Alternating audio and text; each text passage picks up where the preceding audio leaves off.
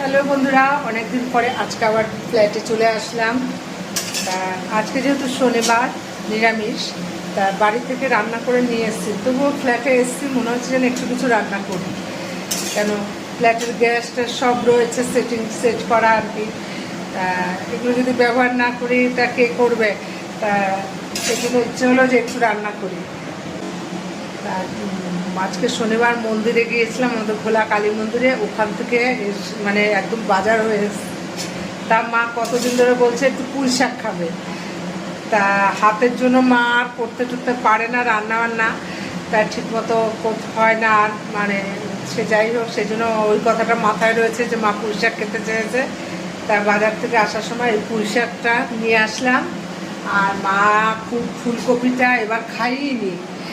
তা এবার ফুলকপি মা খায়নি, মানে শরীর টরীর ভালো ছিল না, মন টনও ভালো ছিল না, যাই হোক ফুলকপি রসা খায়নি। তা আমি বললাম একটা ফুলকপি পেয়েছি, একটা ফুলকপিও নিয়ে আসলাম। আর বাড়িতে একটু ছানা ফাটিয়েছি, কেন হাজব্যান্ড আবার ফুলকপি খাবে না। তা আবার আলাদা কি করব? তা এমনি তো বাড়িতে তো ইঁচড় রান্না করেছি, তা এখানে এই ফুলকপি দিয়ে আর ছানা দিয়ে একটু রসা করবো। তা চলো দেখিয়ে দিই।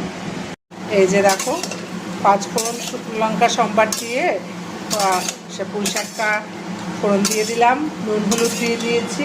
আর এদিকে দেখো ফুলকপি সেদ্ধ করে নেওয়া হয়েছে। আর যে পুঁই শাকের এখানে পাতাগুলো একটু পরে ডাঁটাগুলো মজলে দেব। আর ওই যে ফুলকপি মানে আলুও সিদ্ধ করে নিয়েছি।